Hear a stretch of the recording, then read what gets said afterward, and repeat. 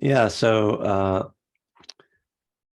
Anne and Angela and I went up to Abhayagiri Monastery, uh, which is in Redwood Valley, California, near Ukiah, um, on Sunday for the Kathina Festival, which is the event they have at the end of the Rains Retreat. Which it's interesting, of course. They have the Rains Retreat is a traditional retreat that the Buddha told his followers, the monks, to stay in one place while it was raining during the rainy season in India, and so they would hunker down and meditate for a few months. So even though it doesn't rain in Northern California at that time of year, they still have the rains retreat at that time of year here. But then they do another, and I have to ask them about this because they do an actual retreat during the rainy season here as well, that they usually start, I think, January to March. So, but the Kathina Festival is a time when the lay community comes and brings gifts to the monks, and the centerpiece of it is the giving a cloth for a monk's robe. So maybe I'll talk further about that afterwards. It's quite what they do. The monastic community decides which monk needs a new robe, which is kind of like, man, that thing's getting shabby now, and then they have to sew it and dye it within 24 hours, which is quite a project because it turns out that their robes are somewhat elaborate. We learned from Ajahn Pasno how the robes are designed to look like rice patties. So they have all these like rows of cloth. It's not just one big thing of cloth. You would think, well, what do you have to sew? You just wrap yourself up. No, it's very elaborate with these rows, and then there's like the canals that run between the patties. It's quite interesting. We learned another little ancient little tip, a little detail of early Buddhism. Then we got to watch them sewing the robe too, which they were doing by hand, which they hadn't done that in a long time. They usually use a sewing machine, but the monks decided they wanted to go back to the original way of doing it. So they were having sewing lessons for several weeks before the Kathina Festival, and they were all down there on the floor like sewing. It was very, very sweet. All right, so good morning. I'm in Northern California. We're November 1st, right? The first of the month. And we survived Halloween, and we're actually having the weather is actually changing here, which it rarely does. We sometimes forget that there is weather when you live here. So I hope everyone is safe and comfortable. And we will start with 20 minutes of meditation. So settling into your posture, whatever is the most supportive posture for you to sit in.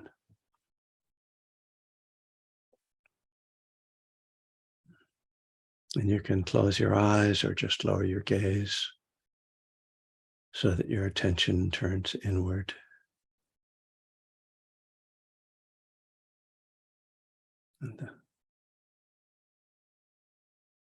And to notice right away just how your body is feeling.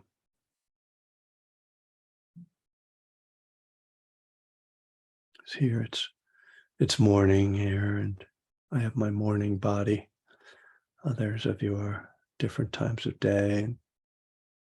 And, we notice the different energetic states, different degrees of comfortability, different times of day.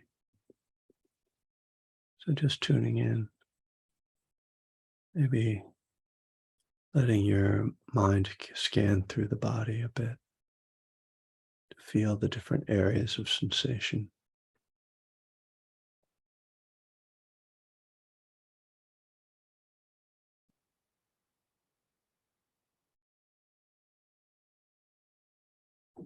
And being aware as well of the breath moving in the body.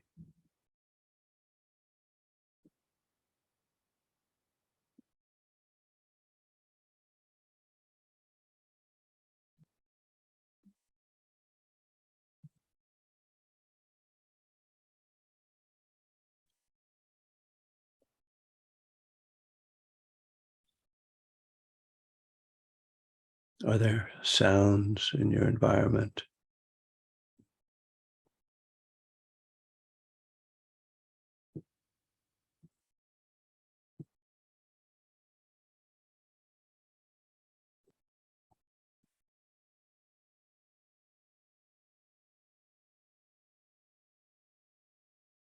Feelings or emotional state, emotional energies?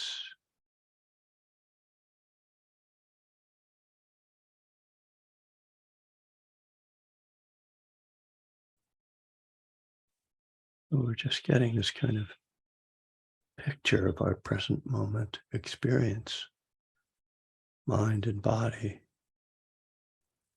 all of those different aspects of those two areas. Really not separate, but we can kind of identify different things as being more body or more mind.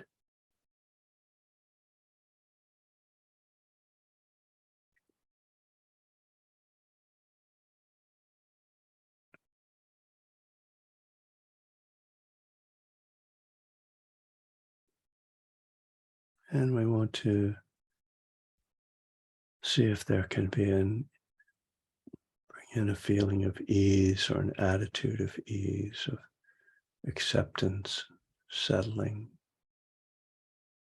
just here right now, not doing anything, not needing anything.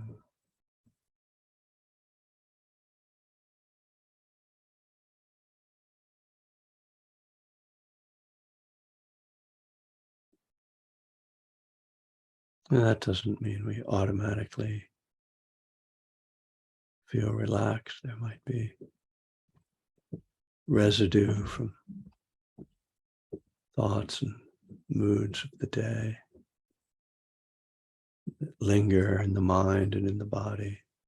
We engage them, we see them, feel them, allow them, breathe with them.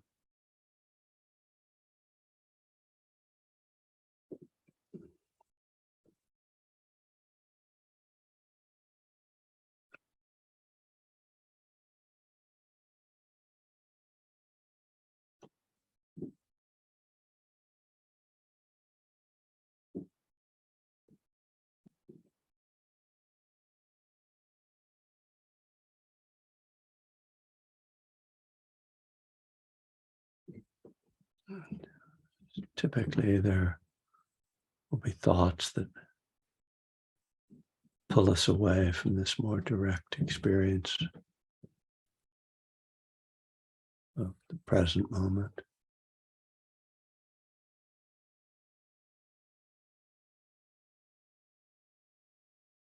So we guide the attention back,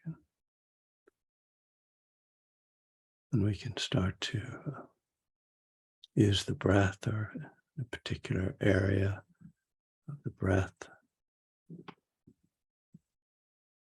as a focal point, as an anchor for the attention, as a place to which we can return each time the mind drifts or to say each time we realize the mind has drifted.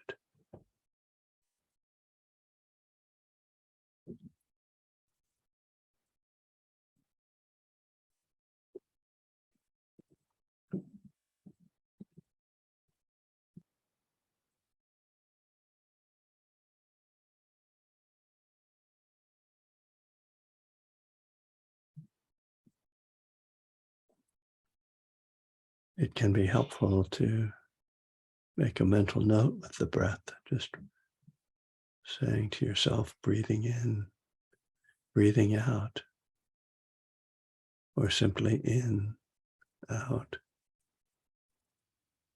just to give the mind something to do and to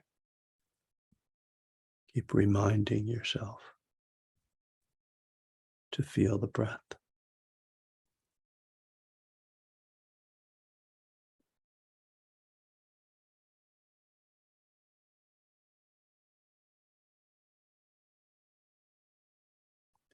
And here we might get more specific as to the area of the breath we're paying attention to. It could be near the nostrils, kind of feeling the air coming in and out. Or it could be the movement of the belly, rising and falling.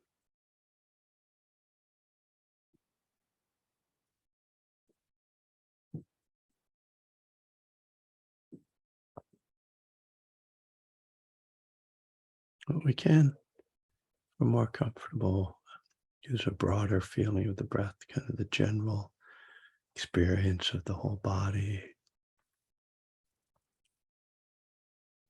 It's really each of us must discover for ourselves what's most useful for us, what works best. So there's an aspect of experimentation in meditation. It's challenging. In some ways, it might seem easier to have someone tell you what the right way or the wrong way is. It doesn't quite work like that. And with the Dharma, the responsibility comes back to us.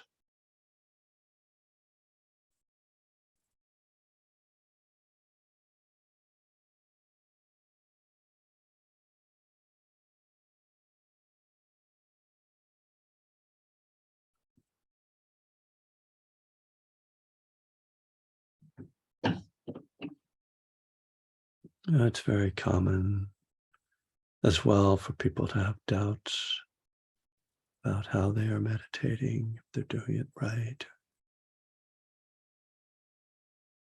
Those doubts themselves can become objects for mindfulness, just to see, oh, I'm doubting. I'm confused. What does that feel like? What is that like?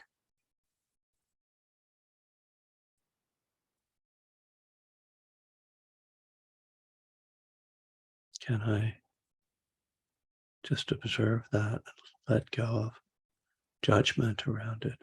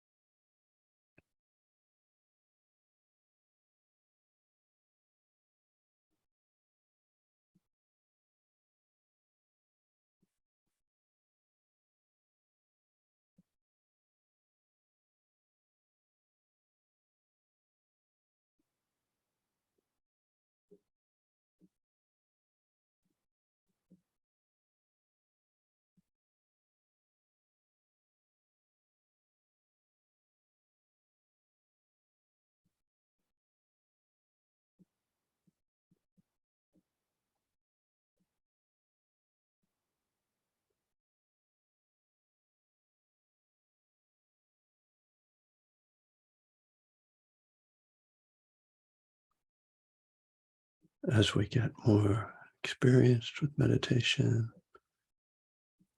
study or become more knowledgeable, at times we can get even more confused.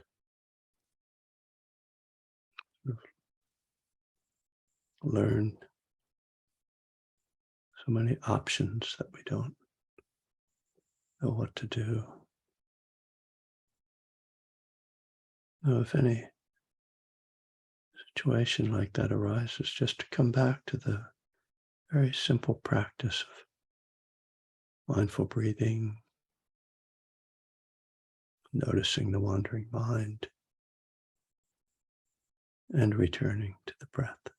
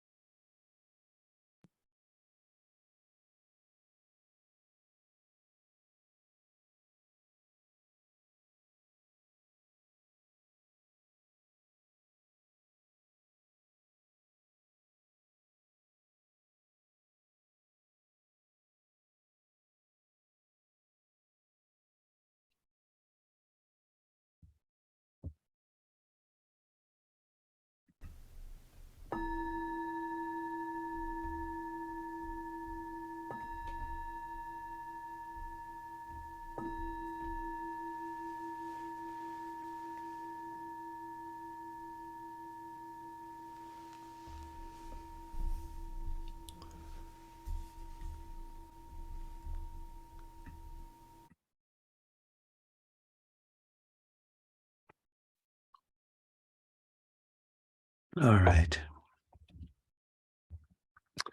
So again, welcome. I was sitting here going, what's that strange pitter patter sound going on? I realized, oh, it's raining. What? It's very strange. Like it sounded really weird through my earbuds too. I was like, is there something like water running in the house or something? Oh, wait. I mean, when was the last time? Seriously, it's been a long time.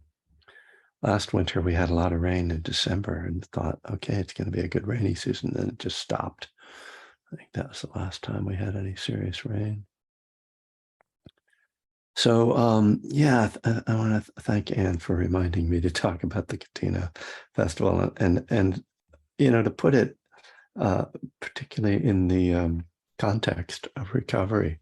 I'm going to put the word Katina in the chat. It's Kathina. Actually, might be a nice name for a child. And if you pronounced it like American style, Kathina, Kathy, no, I don't know. Anyway, so as I said, it's this kind of celebration at the end of the rains retreat. So it's kind of like technically speaking, the monks would be sort of in isolation in a way, like as a community, and then at the end of the festival, then the lay community can come and visit again. And although that's not quite how Abhayagiri operates, but I was just thinking about what a beautiful sober environment it is, the monastery. They follow all these precepts, which include not using intoxicants. So there's nobody drinking or using there. You're not smelling marijuana wafting through the air. There isn't like, champagne celebrating the end of the rains retreat, which, in the Zen world, anyway, we won't judge the other Buddhist traditions. But, and sexuality is really, restrained. There's, obviously the monks are celibate, and there's an expectation that people are going to be dressed modestly, and it's just kind of, there's this beautiful, quality there of sobriety, in the broadest sense of the term.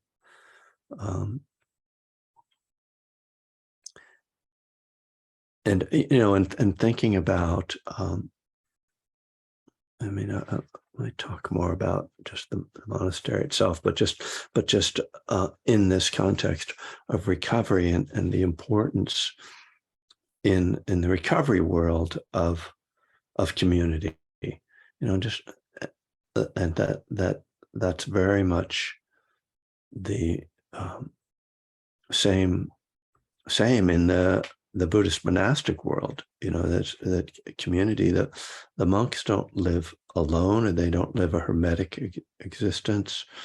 There are monastic traditions, like certain Christian monastics and others, that kind of live behind the walls of the monastery. Or you might have like a nunnery, where people don't visit, where there's just live a life of contemplative prayer, and that's a very different model from particularly the Thai forest tradition, which is seen very much as a community, the center of the community, and so that the monks themselves live in community, and particularly because, so when I'm talking about the Thai forest tradition, just to say that, like, even within Theravadan Buddhism, which covers Southern Asia, Sri Lanka, Burma, Thailand, Cambodia, and Laos to some degree, there are sort of different versions of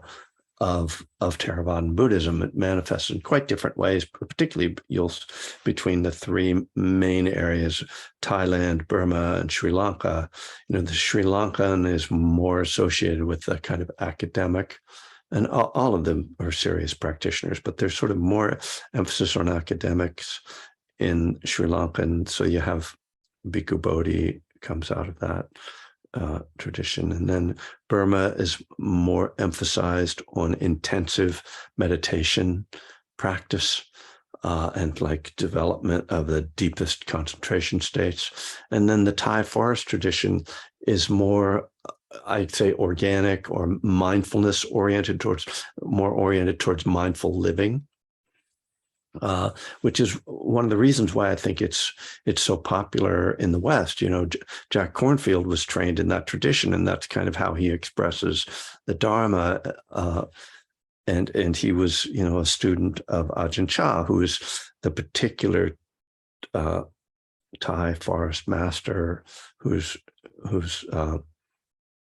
you know, followers have really spread around the world, so that there are monasteries in his particular lineage all over the world. And so even when we say the Thai forest tradition, there are different like sort of founders of different like threads of that or lineages of that. I mean, we see that in certainly in the Zen tradition, you have different lineages with different teachers. And in any case, Ajahn Chah particularly emphasized community and almost like teased a lot of the Western monks who would want to be meditating all the time, kind of saying, you know, what are you trying to escape from? Or, you know, and really emphasized like getting along in the community and dealing with all your preferences and, you know, liking this monk, not liking that monk. And like, you know, the visiting monk who gave a talk on Sunday, Ajahn Viradamo, was talking about how Ajahn Chah pointed out that like certain monks just hang out with certain other monks. It's like, you know, why don't you should hang around with the monks you don't like. Like it's good for you to deal with that. And so it's very much seen as this, they talk about it as like, you know, putting, to wash the potatoes, you put them in a pot and rub them all, you know, fill the pot with water and rub them all around and rub them off each other. They wash each other, right? And so that the monastery is meant to work like that. You know, you come up against all your preferences and resistances, and you learn to let go in that process. And then, so that's the monastic community, and then you have the lay community that interacts with the monastic community. So you have these layers of community, you know, and the lay community supports financially. I mean, it was quite remarkable what they said. They'd raised $300,000 for this. We were like, what? I need to go into the monk business, man. It's too bad they can't, like, you know, use that to party. But you know, so the lay community, is meant to support the monastic community, and the monastic community in return gives teachings and support to the lay community in this beautiful, you know, interaction. And I guess this is what it's going to be this morning. I'll keep trying to bring it back to Dharma and recovery, but just to say, like, one of the things that was very, very striking for us, and I've seen this before, but it's reminders how much of the community that was there that day was South Asian, the Thai, particularly Thai, Cambodians, and Laotians and Vietnamese, Thich Nhat Hanh said it, and some from Sri Lanka. I don't think there are many Burmese, but in any case, you know, for them, you could see that it was very much like it's a cultural experience. It's not even so much a spiritual experience. You know, they're very devotional, and they're kind of like on their knees. Like if they approach a monk, they're like bend over and, you know, maybe moving just on their knees, kind of crawling. And then they have all these funny, to me, funny, not to them. They have these money trees. They've got $20 bills hanging on these little plastic trees that they put in the meditation hall. And, these things that are obviously very cultural, traditional things that they do in their home countries, particularly in Thailand. And whereas the Western European Buddhists that are there are mostly like meditating, like maybe trying to talk to a monk, get some instruction with their meditation practice. And then interestingly, all but one of the monks there is of European descent. So, and there were probably 20 monks around there. So that all is quite striking. But I will say that what I find particularly delightful about being there on a day like this, besides the just joyfulness of it, is the opportunity to just hang out with some monks and talk with them, and you have little conversations. The last person that I talked to, I had first met him about 5 years ago when I was visiting the monk, and he was then just wearing white, which is the garments that what are called anagarikas. So they have different stages in their training. In the Theravadan tradition, you can actually become a monk for a while and then stop being a monk. And you can go back and forth a certain number of times in your lifetime, which is a very traditional thing to do. In Thailand, typically young men will go for a 3-month retreat as part of their kind of education and their training. But Ajahn Chah didn't like that. He didn't like people to come and go. He wanted them to commit. And so in their tradition, you have to spend about a year as an anagarika, which means a homeless one. And they wind up being really the ones who do a lot of the stuff that the monks can't do, like they do the cooking and the driving and stuff. So, and then they move up a notch to being a samanera, which is like another year or so. And then if you get through those two stages, then you can get full ordination. That's how I understand it. I might not have it exactly right. But the last time I had seen this monk, he was in white. He was an anagarika, and he was running the kitchen when I was visiting, and I was working in the kitchen. And he was kind of tough. He was tough ruling the kitchen, and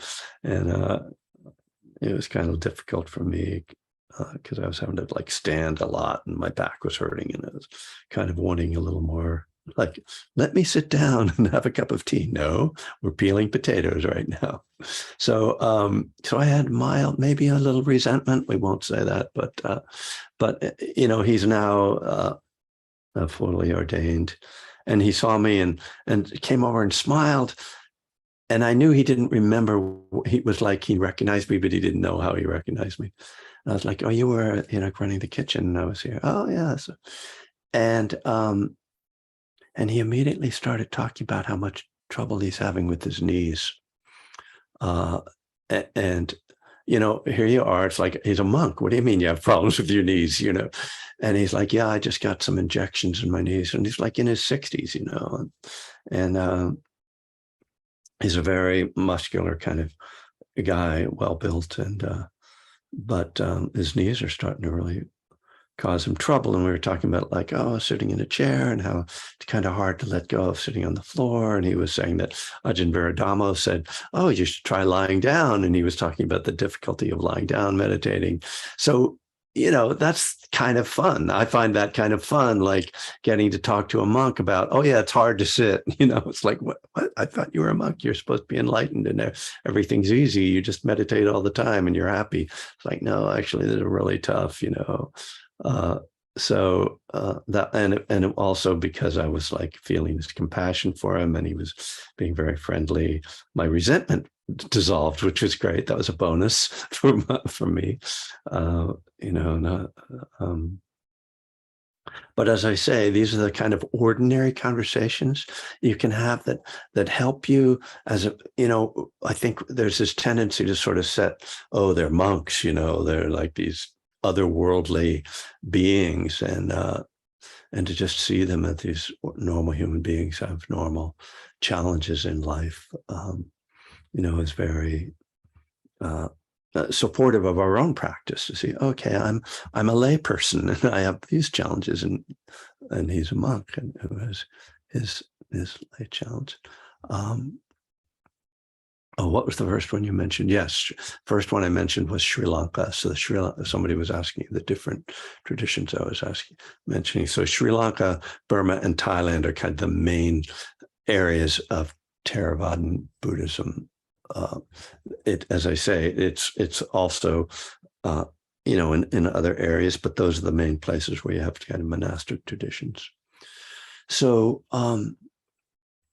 yeah, as I say, I mean, there's something sweet about going to this place where, we're sober. The three of us went up there and we're all sober, and really, to go somewhere where there's this big celebration where it's not like you have to watch out for the wine or the beer or something. It's like a very sober place in the most,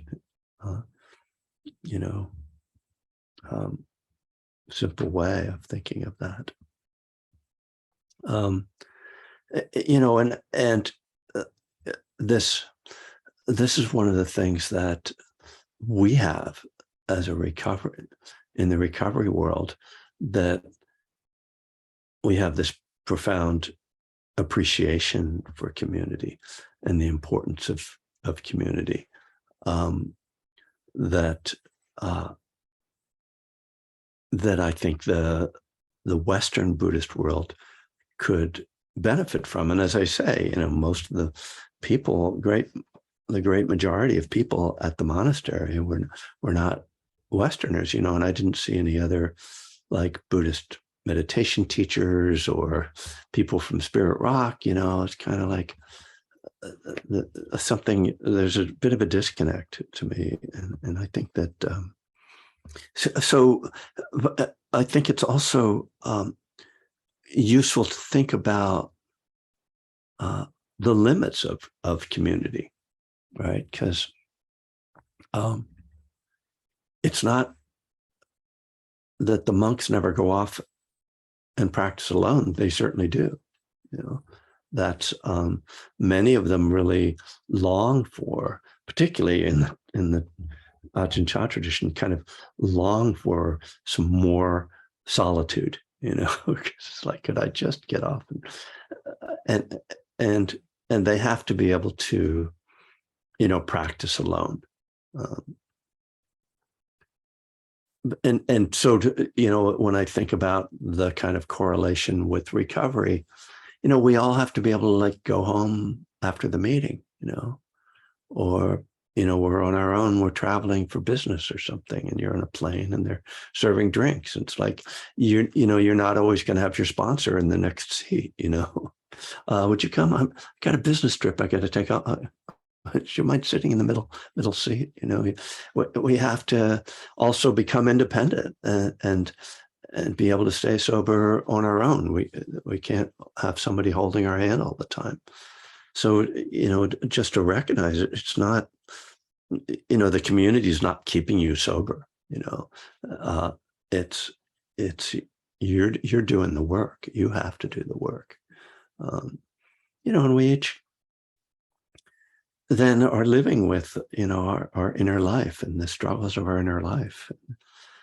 And this is where I'd say the Dharma then becomes this great support for us, because the Dharma is something, Buddhist practice that gives us this intimacy with our inner life that can get lost, is not so much supported in the recovery world. I mean, in the 12-step world, obviously we have prayer and meditation, but it seems to me that that now I'm just talking, so I don't know if I'm right or wrong, but one of the things that I felt about the 12-step world that didn't appeal to me that much was that it seemed like the main inner work was inventory, which often was depicted as this sort of negative self-reflection. And again, this is just my take on it.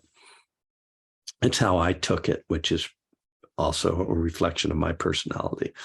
But this idea that I'm sort of supposed to be constantly looking out for my failings, which, yeah, I mean, that's good. Watch out for this.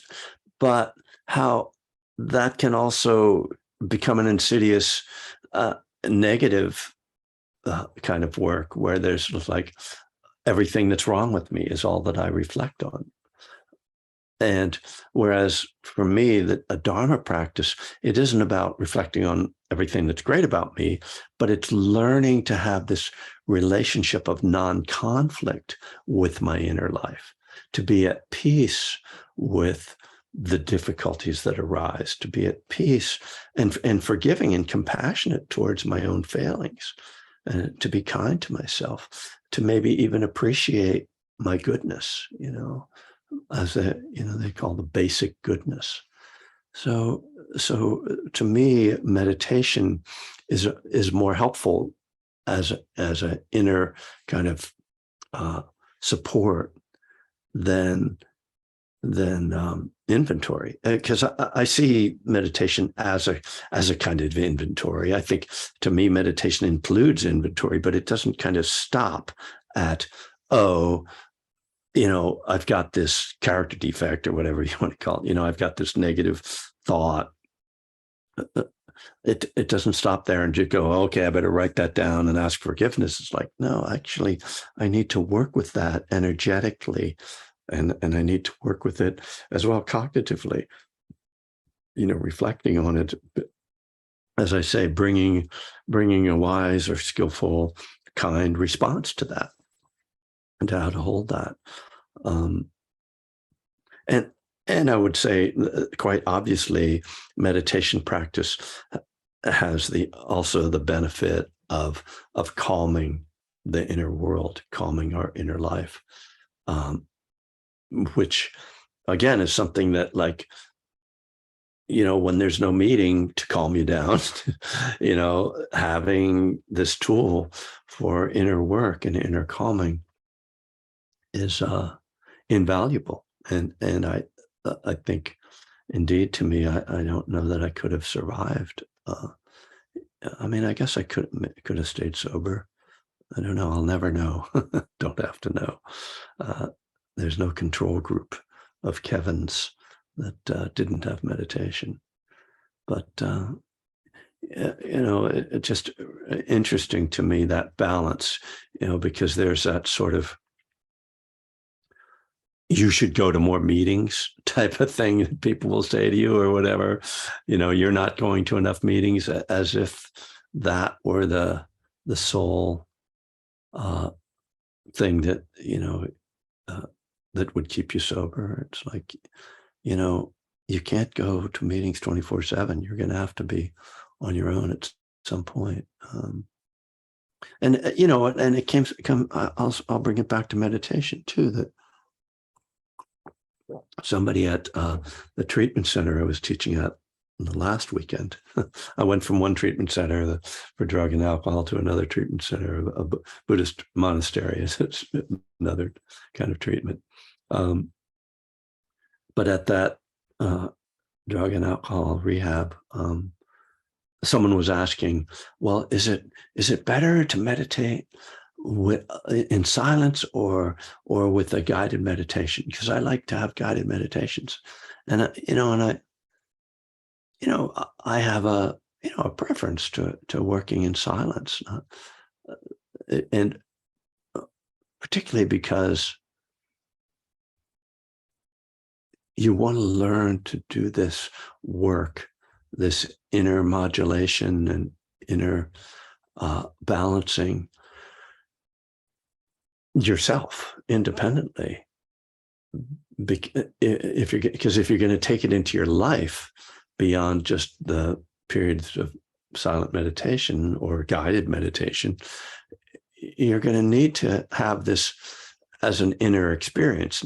You're not going to be able to, like, oh, I'm in an argument with my spouse, so let me quickly turn on a guided meditation for how to deal with anger. It's like, that's just not really viable, So So we want to, I mean, you could try that, but you got your like earbud in one side, one ear, listening to the guidance.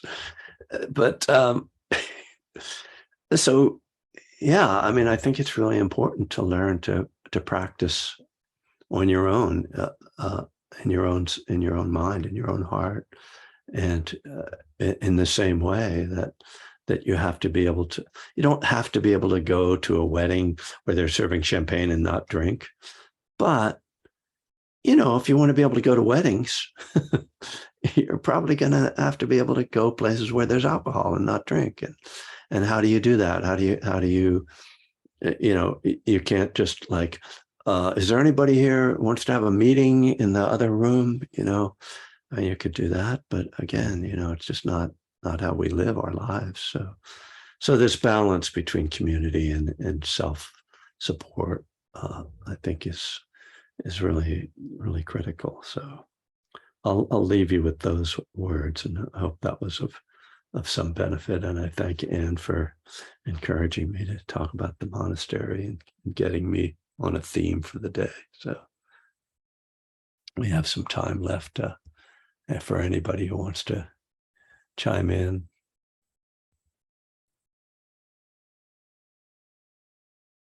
Michael C., I'm going to text you later too about next week in Austin.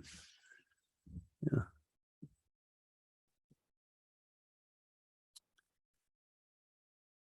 Anne, hello.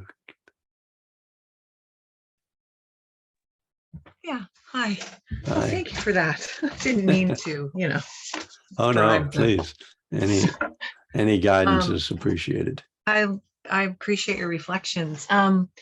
Yeah. I've been scenes of yesterday or 2 days ago just keep coming through me, and when Ajahn Vera Damo was speaking, he started his talk or went into how we create suffering in our minds with our thoughts, and not being able to differentiate between what's an emotion, what's a feeling just arising and passing, and then attaching a thought to it, which becomes suffering. And but then he shifted to, it's not all about that. It's not all about inventory, right? It's balancing that with joy, with appreciative joy. And he spoke so movingly about, his mother had passed away, and he set up an altar for her, sort of and that, he takes that in his heart, and such good feelings, such mudita arises in him. And then he said, and you can look out the window and appreciate the trees on the mountain, climbing up the mountain. And then in the car ride home, we were talking about that. And you said about, my sense that, appreciating nature is mudita, it was like such a validation for you. And I was like, yes. So long story short, I was in my yard picking fuyus from the tree, which are like persimmons, but they look more like a mini pumpkin. They're so beautiful this time of year.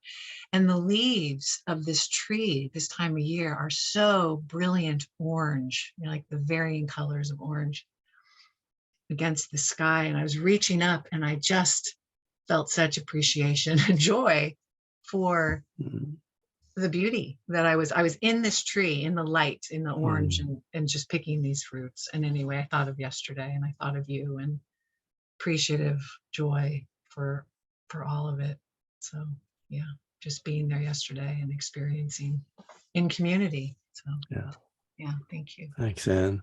That it's something like,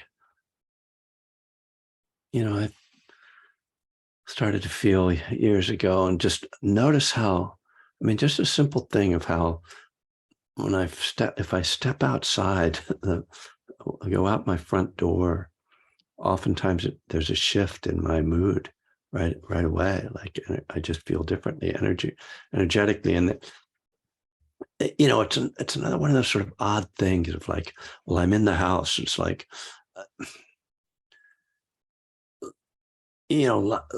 kind of like our disease, or just like the mind, like, yeah, I mean, just get in my mind, like I have to, like, this is my world and this is what I have to deal with. And so that's all there is. And then stepping outside and going, oh, wait, there's this other like realm of spaciousness. And it's not about me or whatever, it's not enclosed in that way. And yeah, that's when I first started to occur to me, well, is this mudita? Because when the translation of mudita as appreciative joy rather than sympathetic joy, which sympathetic joy is said to be, taking joy in the joy of others. And it seems, that was very specifically about other people. But I really like the idea of like, oh, I don't just have to look for other people to find joy. I can find it just in the world or in beauty or in art or, yeah. So appreciative, I think, is a really helpful practice for us to get out of our own heads. Yeah, thanks. Mike, hi. Yeah, hi Kevin. Good morning, everybody. Yeah, thanks for sharing your thoughts and stories about the monastery. That was interesting. But kind of what some stuff you said later kind of hit me about kind of meetings and meditation and how people are always saying go to more meetings, go to more meetings. And I think you kind of made a connection that they kind of work for people who don't meditate, maybe in the same way. Well, like a calming of, it's like a way to Right. calm down and Yeah. Yeah. relax and have a little period during your day where your brain kind of slows down and you think about, or maybe you don't think about yourself so much. Right. So I thought that was kind of an interesting connection. Then that kind of led towards some more stuff you were saying about, being out on your own. And I really think like the goal here is to be able to lead a normal life and go out and do things and not be affected by alcohol, right? Like people drinking, or like if you want to go to a wedding and you don't want to obsess on alcohol, right? You just, Yeah. other people are drinking, so be it. It doesn't mean you have to drink, right? Like I just did a cycling trip, a 3-day cycling trip in the San Gabriels, and Mm-hmm. they were just regular guys that I ride, go riding with, a Mm-hmm. cycling club, and they drank on this trip. As But one does. I've kind of reached a point where I don't know if not that I have a lot of sobriety, but compared to when I was in really early sobriety, I just felt like I had more equanimity about it. I just didn't obsess on it. I wasn't like checking people out and make sure they weren't over drinking. I just felt like I had a lot more appropriate attention and, not thinking about it, not obsessing about it, just having, just trying to have a good time. And, it seems like that's kind of the goal of where we want to go with this. Yeah, nice. I mean, yeah, I guess I don't know when I got to this point, frankly, in my sobriety, but it didn't take very long before I just felt like, well, I don't do that, and those people do that. It's like, you know, what I don't know, what can I compare it to? In any case, it wasn't. It certainly isn't now something that's like, oh, they're doing something that I wish I could do. That just isn't there for me, which I'm grateful for. I know that's difficult when there is that craving still. But I do agree that I don't know if I'd call it a goal, but it's the place we would hope to get to, which is, yeah, this sort of neutrality about it. It's like, oh, because if you want to hear music and you go to a club, it's like, well, I didn't go here to drink. And you know what? That, and yeah, I mean, it gets to the point where for me, it's just this almost alien activity that's sort of odd. that people are doing it, but I don't. It's almost like I don't even know what they're doing. They're doing some other thing that I don't do. It's just not my life. Yeah, go for it. Yeah, you're Steve. not going to have your Oh, sponsor with sorry. you.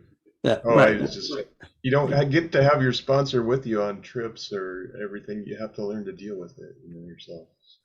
Yeah, yeah. Or you're gonna have to like pay your sponsor to come with you all the time, and they're not your sponsor. they're your assistant. Steve, hi. Good morning, Kevin. I know we're Morning. running a little bit over, but I just had All to right. comment on. I find it very ironic that you had brought up this conversation, kind of a comparison between doing inventory and meditation. And as most everybody who knows me, I've been sober for a really long time, and I've been involved in 12-step work for over 40 years. But I got involved in the Buddhist teachings and meditation about a year and a half before the pandemic started. And this morning I hit 120 consecutive days where I've done at least 1 hour silent sit meditation early in the morning.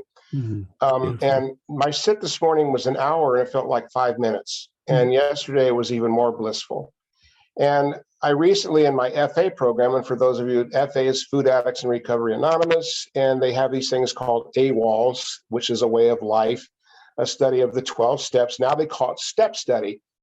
And I got involved in that, and I started to realize I'm so sick of doing inventories. I have found that inventories for me are counterproductive. I'm not going to do it. I dropped out. I got 260 people on a Zoom meeting, and we're going through these steps. And I'm getting more recovery in my food addiction now through meditation than I ever have doing inventories. I've done enough inventories through AA and NA. I'm not doing any more inventories because I just find that I focus too much on all the negative crap. Yeah. But meditation is just putting me in this unbelievable blissful state now that's my new methodology in terms of recovery from my food addiction. So thank you for sharing that. It really was profound. It really hit me good. Yeah, thanks, Steve. I mean, I don't want to tell anybody how to work their program, frankly. Now, this is my own stuff. I'm not Right. I'm No, not exactly. I mean, that's the thing, and a part of that means saying there's a lot of different tools, and they work at different times for different people.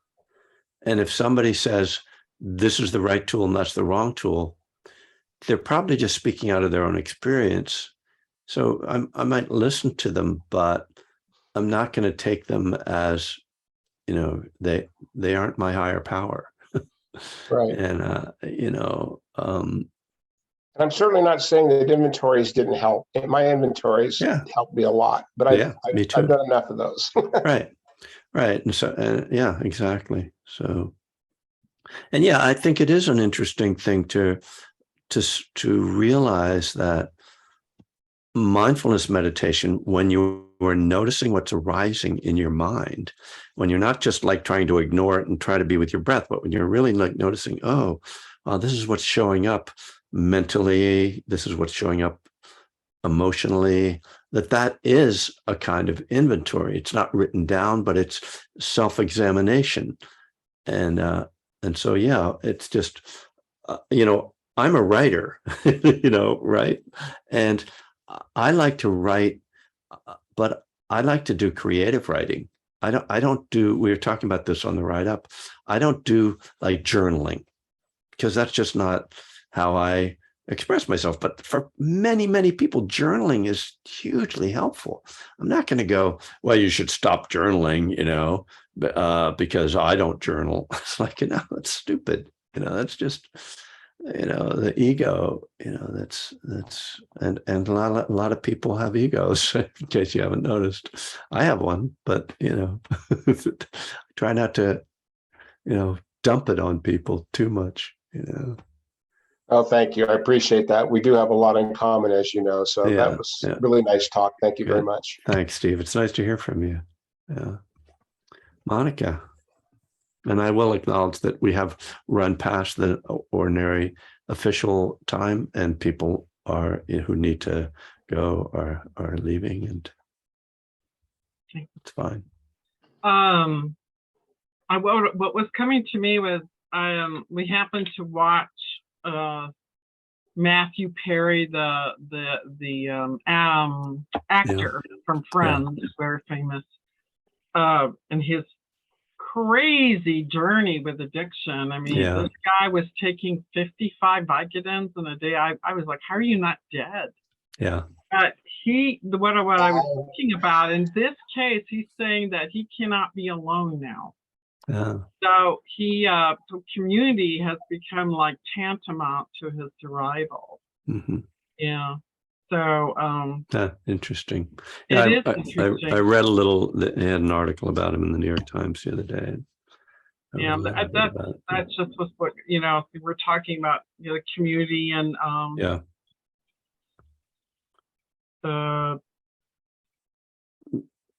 we can do is keep those type of keep people in our thoughts and be skilled. Well, and clearly he was a really, really severe case of addiction. I wasn't as bad as him, frankly, and yeah, right, where he said he spent has spent $9 million, and he's 18 months sober. Thank you, Michael. That number, I saw that too. And whatever it takes, right? Oh, you know what? I forgot. What? Forgot what? To stop recording? I forgot to put the Donna stuff. I got so interested in Oh, that's okay. That's okay. Don't worry about it. All right. Sorry, guys. Most of the people here know that. Yeah, I mean, hopefully he gets, I don't know how you survive if you can't be alone ever. I don't know. Yeah, you have to, if you're rich, I guess you just have somebody like, sitting, they have a little bed at the foot of your bed. They sleep down there, Yeah, a cradle maybe.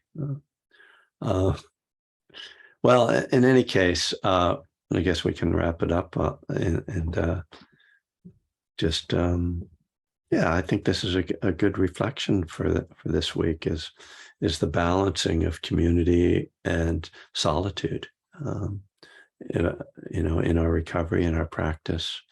And if you are dependent upon, if you feel that you are dependent upon guided meditations, I would encourage you to, from time to time, try just sitting without it and see what happens. Yeah, so I'll be back on Friday evening, and whoever can make it then, hope to see you then. Have a good, safe day. Don't drink or use no matter what.